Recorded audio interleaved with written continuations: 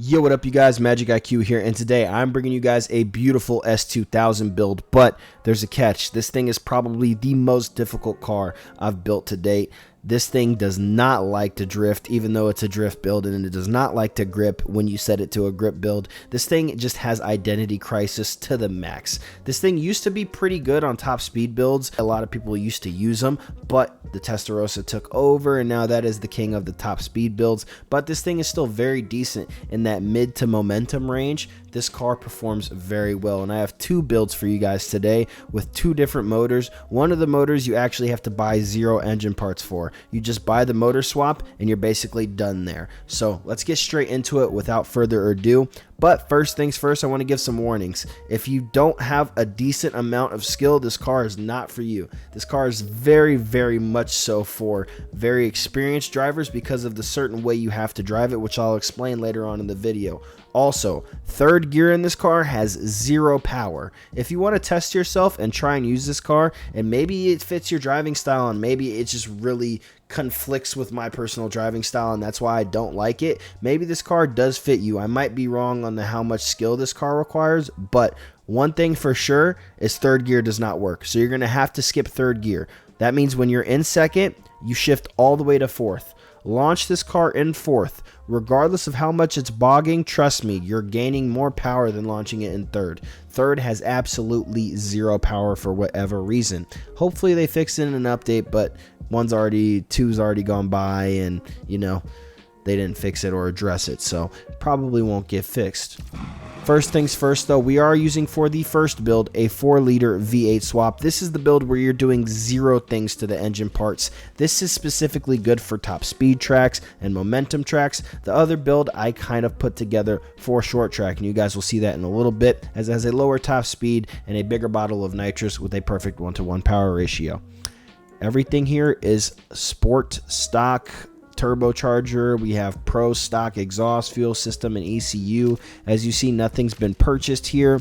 All of these parts on this vehicle are completely stock for the engine parts. Now, the chassis and the drivetrain will be the same on both builds, so let's go over those real quick. We have Elite regular suspension because the car felt way too stiff with road suspension. We have the stock sport brakes on here, super road tires, a pro clutch, but you can upgrade the clutch with the 3.0 liter inline 6 if you wanted to fit that in there and figure out the build for your guys' selves. It makes it a little bit quicker to shift, but as long as you just stay consistent and avoid having to even go back down into second, you won't have a problem with this 5-speed pro clutch build.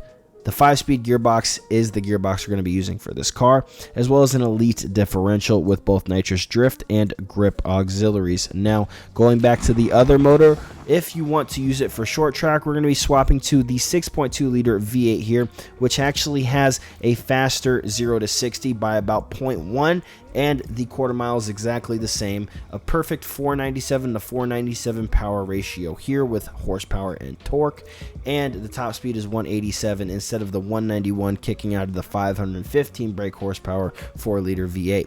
So we're losing about 15 to 20 horsepower here, but the difference is we're actually picking up a super nitrous bottle. Now, if you wanted to take the bottle out and just go for power, you can, but this is the more efficient way to run the car. You will also gain an extra 2 to 3 miles per hour, but again, not really worth it. I think the bottle is way more worth your time here. So we're using a super induction, a pro ECU.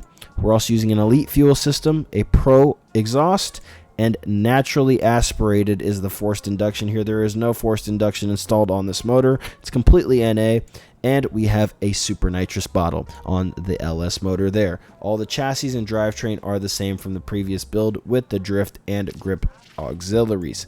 Now for the handling on both these builds, it is exactly the same. 40% drift, steering sensitivity is right in the middle, and downforce is all the way towards high. This car is pretty stiff, so you can kick the steering sensitivity up 1 or 2 clicks. That's completely up to you. Traction control for me is off, and drift entry is gas or brake tap. That's what I've been using a lot recently. I like gas tap on the straights and brake tap in the corners. Now, like I was saying earlier, this car is very difficult to drive. Now what I'm going to do is pull up a gameplay of the long climb, and as you're going to see here, I want to just show you exactly how this car goes around a couple of corners and what the exact way to take these corners is. There's a certain amount of angle that you can get before the car starts to slow down. Now right here, you're going to see we barely overcooked the car. Right there, that's about the max amount of angle, just right there on that corner. And as you see, it actually understeered on the way out. And we made a few mistakes on this run and still got a 208. But you want to keep this thing at as minimal angle as possible while still drifting, as you're going to see we do on this corner here.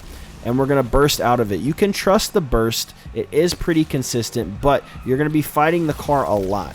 You don't want to over-rotate, kind of like we do in the 180SX and other drift builds where we're actually allowing the car to drift and kind of slide and burst out.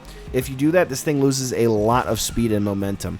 And for some reason on the grip build for this car, I just wasn't able to get a good, decent 80% tune that didn't oversteer whenever I try and take a hairpin. Like, it was the most frustrating thing in the world. But once I figured out how to drive this car, it became an absolute favorite of mine. Just, you know, on some sleeper stuff, it's pretty fun to use. Not a lot of people use the S2000, and I wanted to make it viable for you guys today. So I hope you guys enjoyed. It's been Magic IQ and my beautiful Honda S2000 build. I hope you guys enjoyed taking a look at this today, and I hope you're able to learn a few things while driving this car, because it is not for the faint of heart. It is very, very, very difficult to drive. It is super fun and rewarding though if you can get it down. So let's see your skills, man. Go ahead and use this car. Try to accomplish some good times. Let me know what you guys think of it down below in the comments. I'll see you guys in the next video. It's been Magic IQ, and I'm out. Later.